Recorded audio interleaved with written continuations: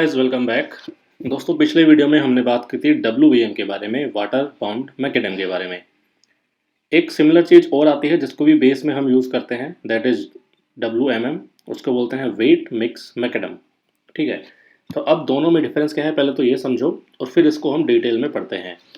देखो water bound macadam में क्या होता है, जो प्रोसेस हमने अगर आपने रिकॉल किया है तो उसमें आप याद करोगे कि पहले हम क्या करते थे, कोर्स एग्रीगेट को ले करते थे, यानी कि कोर्स एग्रीगेट को प्लेस कर देते थे, उसके ऊपर फिर हम स्क्रीनिंग मटेरियल डालते थे और फिर हम वाटर को स्प्रिंकल करके फिर रोलिंग कर देते थे। तो वाटर सबसे लास्ट में आता था, ये प्रोसीजर होता था डब्ल्यू का। ये सब क्वेश्चन इंटरव्यू में पूछे जाते हैं। अगर आप कहोगे कि आप पीडब्ल्यूडी में काम कर चुके हो तो फिर ये चीज़ें वो आपसे पूछते हैं कि कैसे करते हैं, कौन सा रोलर यूज़ करते हैं, दोनों में डिफरेंस क्या है, किस जगह पे कौन सा यूज़ करते हैं, ये सारी जो चीज़ें हैं वो आपसे पूछते हैं। तो अगर कोई चाहता है कि मैं आगे और तैयारी करना चाहता हूँ आईईएस की या कोई और, तो उसको ये चीज़ें काम में आएंगी। और आप अगर साइट पे जाने वाले हैं तो आपको भी पता होना चाहिए। ठीक है, तो डब्ल्यू मैंने बता दिया कि पहले कोर्स एग्रीगेट, फिर स्क्रीनिंग मटेरियल, उसके बाद में वाटर, ये प्रोसीजर रहता है। और फिर रोलिंग। में क्या होता है, देखिए इसका नाम ही है वेट मिक्स मैकेडम, यानी कि इसमें होता क्या है कि पहले से ही वाटर मिक्स में होता है। तो यहाँ पे जो साइट पे हमारे पास में प्लांट से तैयार होके माल आता है, वो बिल्कुल वैसे ही आता है जैसे कंक्रीट आता है।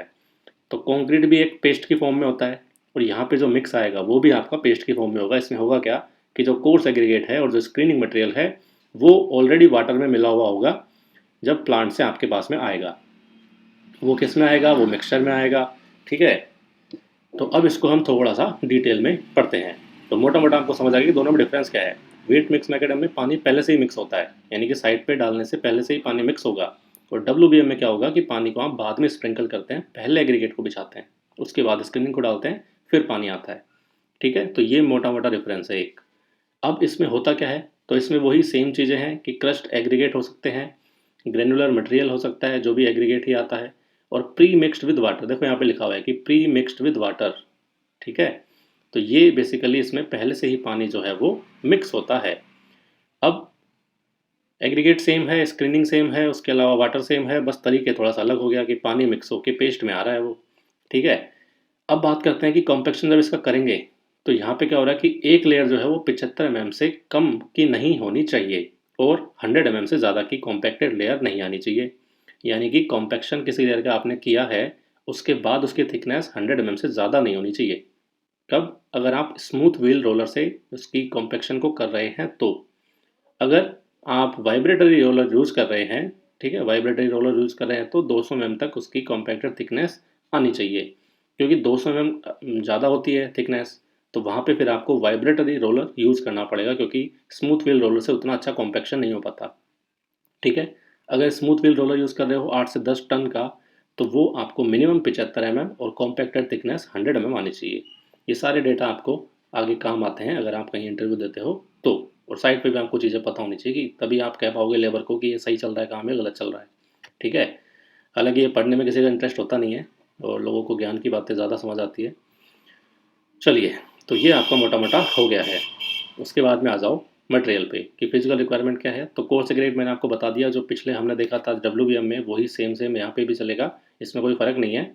और यहाँ पे ये है कि जो पार्टिकल्स रिटेन होने चाहिए वो 4.75 पे होने चाहिए, क्योंकि इस पर रिटेन होंगे तभी वो कोर्स एग्रीगेट कहलाएंगे। इससे अगर नीचे गए तो फाइन एग्रीगेट हो जाएगा। ठीक है, ये तो हमने थ्योरी में पढ़ा भी है। तो ये 90% जो पार्टिकल है वो 4.75 पे रिटेन करने चाहिए, तब जाके वो कोर्स एग्रीगेट कहलाएगा।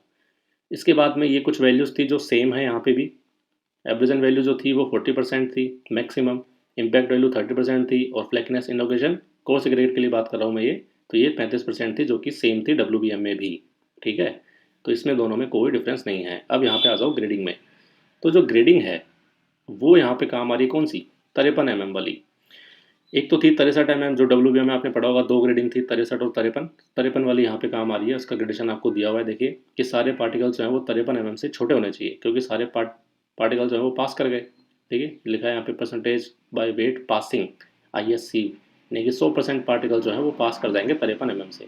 इस तरह से ग्रेडेशन होता है। और ये डैश का मतलब ये है कि इस सीव को आप नहीं भी लगाएंगे तो कोई बात नहीं है, इसको छोड़ दो। बाकी सीव लगा के इस तरह से सीक्वेंस में, और फिर आप इसका सीव एनालिसिस करोगे, इसको ग्रेडेशन टेस्ट भी बोलते हैं। और फिर ये परसेंटेज रहना चाहिए हर एक सीव पे।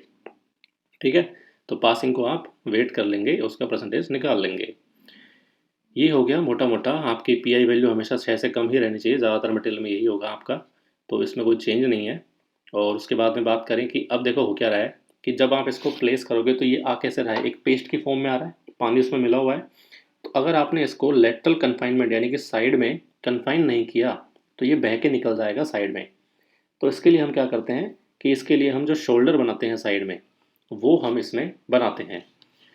देखिए यहाँ पे लिखा भी है कि arrangement shall be made for the lateral confinement of the wait mix, वरना होगा कि ये बह के निकल जाएगा। तो यहाँ पे हम क्या करेंगे कि यहाँ पे हम by laying materials in the adjoining shoulders, यानी कि शोल्डर्स में भी हम जो है वो मटेरियल डालेंगे, एग्रीगेट डाल देंगे, ताकि वो साइड्स में बह के ना निकले। ठीक है, तो ये इसका तरीका होता है। मिक्स को प्रिपेयर करना है तो वो आपका प्लांट में होगा, यहाँ पे लिखा है देखिए, प्लांट में जो है मिक्स को तैयार करते हैं। उसके बाद में जो पैन टाइप मिक्सर होते हैं या फिर जो पग मिल होता है, उसमें ये साइड तक आता है। ठीक है, प्लांट से साइड तक इस तरह से आएगा।